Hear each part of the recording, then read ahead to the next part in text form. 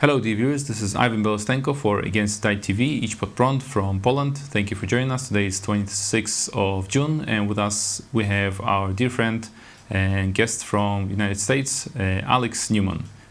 Hello, Alex. Hey, how's it going, Ivan? Good to be with you. Great to have you back. Liberty Sentinel editor and also foreign correspondent for New American Magazine. Thank you for joining us.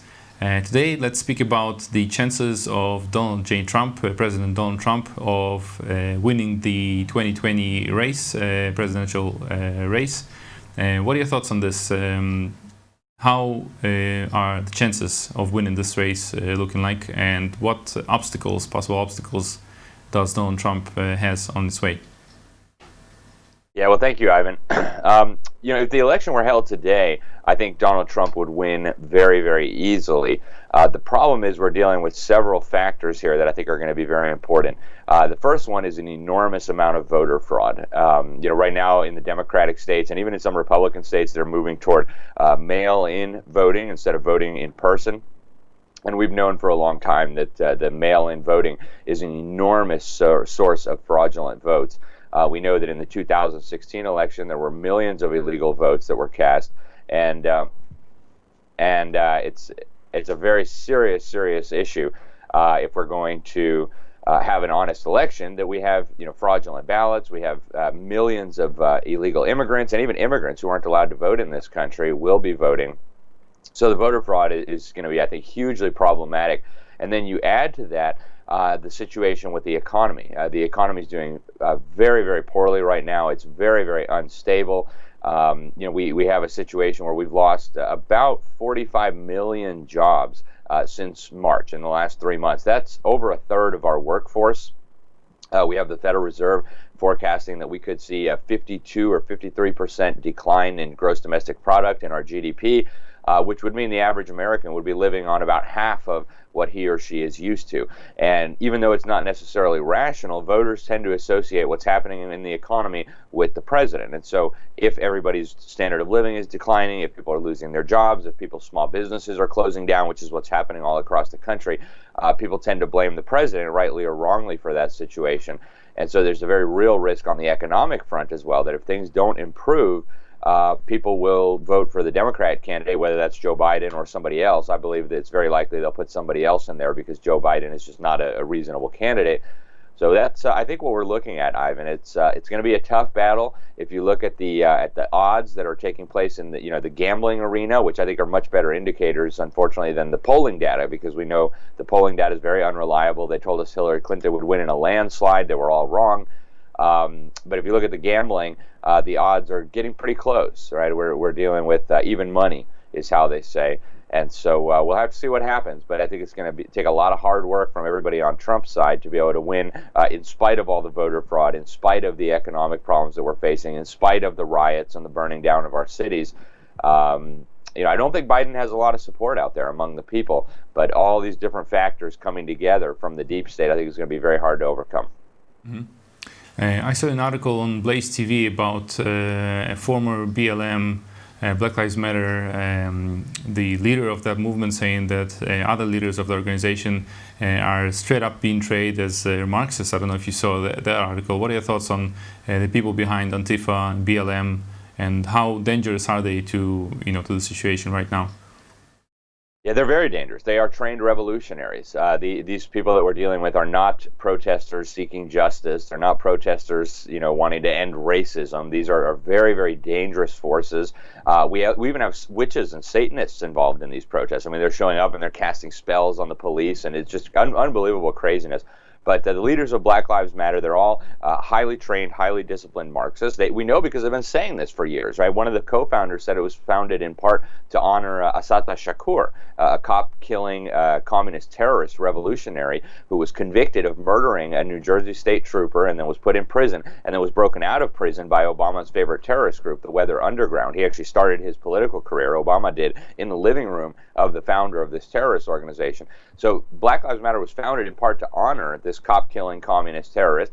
The other co-founder, who you mentioned, said in public that they were all trained Marxists, that they were very well versed in the Marxist theories and ideology. That's what we're dealing with at the superficial level.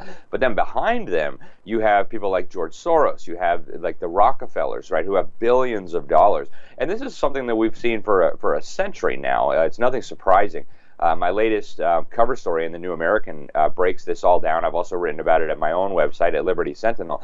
We're dealing with communist tactics being funded by billionaire globalist insiders, people like George Soros, who say he's a god, right? And he said openly many times he's a god. He said he has no guilt that he helped the Nazis steal property from Jewish people as a children. So we're dealing with very, very evil people, and I think really this is demonic forces that we're dealing with here. I think it's become very clear. So it's going to be an incredibly interesting election. I have a feeling things are going to get much worse before they get better, assuming they get better. But right now we're on a very negative path, and I think what's happening now is all the forces of evil are marshaling against the president. We had on the National Security Council, we had the Director of Policy and Planning, Rich Higgins.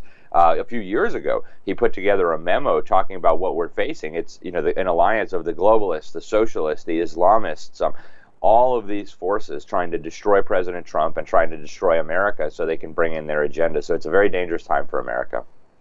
In such dangerous times, we have launched our campaign, Christians for USA. What are your thoughts on this action? Should Christians stand up for truth and stand up for Donald Trump, or should we just, as some communists say, stay out of politics and get locked in our churches? No, I think Christians absolutely should be speaking out. I'm frankly appalled at the behavior of some of the churches in America that are just either sitting on the sidelines or actively campaigning for this evil agenda. You have a lot of pastors now that have bought into this social justice, this racial agenda. We got to dismantle the United States. It's terrible. So I was so thrilled to see your campaign, Ivan. I'm so thankful for Christians who are standing up for America. The history of America is the history of an incredible, godly nation founded through the hand of divine providence. That's why the enemy hates it so much. That's why they're doing everything possible to destroy it. So I'm very grateful for your campaign. I support it 100%. Christians, not just in America, but all over the world, should be praying for our leaders. We should be praying for America, and we should be praying for the church, because right now it's a very wild time. Of course, God will use all of this for good, but Christians really should be out there speaking out. I mean, God tells us, Ephesians 5:11 is one that I always use in my journalism. God says we should reprove evil. God says we should expose evil. And what we're seeing now is evil. We're seeing evil in your face. So we need to be speaking out. We need to be bringing the truth of God's word into government, into media, into education, into every area of life and every area of society. People who think the Bible only belongs in church, I'm afraid, are not understanding the Bible properly. And I even wonder, if they're really Christians, because the Bible doesn't only belong in church. The Bible is for every area of life, every area of society. And so I'm very grateful for your campaign. Thank you, Ivan. Thank you very much. Please spread the word, and of course invite other Christians and people who you know to join us. We invite you, our viewers, as well to join us. Send us a photo of you holding up a Bible and use the hashtag Christians for USA. So thank you very much, Alex, for being with us and for joining us for this information from US. Thank you so much, Ivan. Pleasure to be with you. And God bless. This was Alex Newman, our correspondent and the editor for Liberty Sentinel, also foreign correspondent for New American Magazine. My name was Ivan Bolstenko. This is Against ITV, Ishpat Prompt. Thank you for joining us. God bless.